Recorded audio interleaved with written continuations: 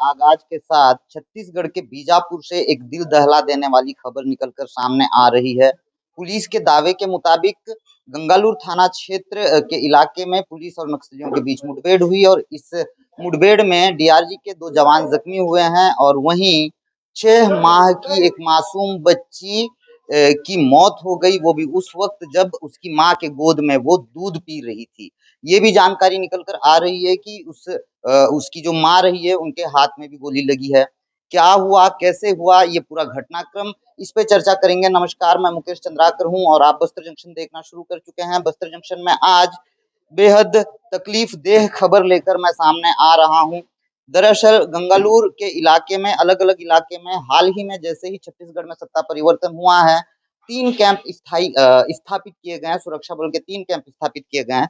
इसके साथ एक कैंप और स्थापित करने की योजना बन ही रही थी कि आज शाम लगभग 5 बजे के आसपास, जैसा पुलिस ने सोशल मीडिया में प्रेस नोट जारी कर जानकारी पत्रकारों को दी है, उसके मुताबिक शाम 5 बजे के आसपास एरिया डोमिनेशन पर गंगालूर थाना क्षेत्र से जवान निकले हुए थे और फिर कुछ दूरी पर पहुंचे ही थे कि प्रेशर आईडी की चपेट में आकर 2 जवान जख्मी हो गए और वहीं पुलिस और नक्सलियों के बीच मुठभेड़ हुई और इस मुठभेड़ में जो है एक 6 माह की मासूम बच्ची की मौत हो गई।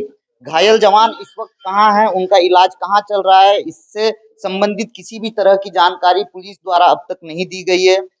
जो मासूम बच्ची रही है जिसकी मौत हुई है इस पूरी घटना में, उसके शव को लेकर जिला अस्पताल पहुंचा गया है।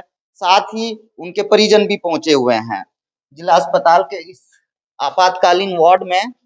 सर सर सर प्लीज जाने दीजिए, थोड़ा बात करने दीजिएगा, माफ कीजिएगा, बात करने दीजिएगा। अभी वो माफ कीजिएगा, आएंगे उनसे आप चर्चा करेंगे। ठीक है ना। हम आप ऊपर जाने के लिए मना कर रहे थे कुछ देर पहले, अब हमें अंदर जाने से इनकार कर रहे हैं। प्लीज जाने दीजिएगा, बात कर लेने दीजिएगा। कुछ छुपाना चाह रहे हैं क्या? मेरा पूछ नहीं मालूम। बहुत गंभीर और संवेदनशील मामला है सर, बहुत संवेदनशील मामला है सर।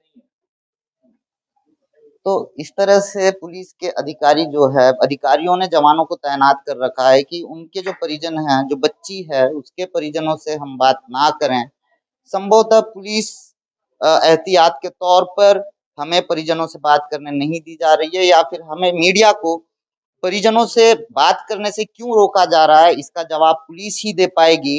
हालांकि मैं पूरी कोशिश करूंगा कि कल घटना स्थल पहुंचूं और घटना स्थल से ग्राउंड रिपोर्टिंग कर आपको सच्चाई बताऊं, पूरी घटना की पड़ताल करते हुए एक रिपोर्ट आप तक ले आऊं। पुलिस की दावों की भी पड़ताल करूंगा मैं अपने रिपोर्ट में। पुलिस ने जो दावा किया है कि क्रॉस फायरिंग में ही गोद में सो रही एक बच्ची को गोली लगी है और उस बच्ची की मौत हो गई, उसकी माँ जख्मी है। 12 सेकंड का एक वीडियो क्लिप जो मैं अब प्ले कर रहा हूँ, इसे देखिएगा और समझिएगा उस बेबस माँ की लाचारी को, उस बेबस माँ के दर्द को समझने और महसूस करने की कोशिश कीजिएगा कि जिन हाथों को वो मासूम बच्ची के लिए जो हाथ इस दुनिया में सबसे महफूज रहे हैं, उसी हाथ और उसी गोद में सोते वक्त एक गोली आती है और की मौत हो जाती है, उसकी माँ जख्मी हो जाती है और जख्मी हाथों से ही जो है उसकी माँ अपनी बच्ची को लेकर, गोद में लेकर, शव को गोद में लेकर अस्पताल की सीढ़ियों में चढ़ रही है अपने इलाज के लिए।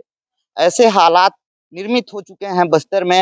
हिंसा और प्रतिहिंसा के बीच इस तरह से निर्दोष आदिवासियों की चिताएं कब तक सजती रहेंगी, इस धधकते हुए सवाल का जवाब ना हुक्मरानों के पास है, ना ही जनता के हक की लड़ाई लड़ने की बात करने वाले नक्सल संगठन के पास है।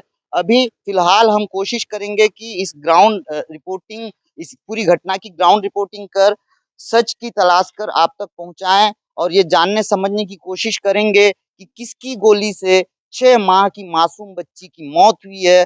जैसा कि पुलिस दावा कर रही है कि क्रॉस फायरिंग में हुई है, अभी तक पुलिस ये जानकारी नहीं दे पा रही है कि उस 6 माह के मासूम बच्ची के मौत का असल गुनहगार कौन है, किसने उस 6 माह की मासूम बच्ची की हत्या की है। इसका जवाब जो है पुलिस के पास फिल वक्त तो नहीं है, लेकिन ग्राउंड रिपोर्टिंग कर आप तक मैं सच जरूर पहुंचाऊंगा। मैं घटना स्थल भी जाऊंगा, उनके परिजनों से भी बात करूंगा और कोशिश करूंगा कि इस संवेदनशील मसले की सच्चाई आम लोगों तक पहुंचे, बस्तर जंक्शन के हमारे दर्शकों तक पहुंचे। बहरहाल मुझे दीजिएगा इजाजत, जल्द होगी आपसे मुलाकात इसी घटना से जुड़े हुए जो अनसुलझे पहलू हैं, जो सवाल हैं, उनके जवाबों के साथ। धन्यवाद।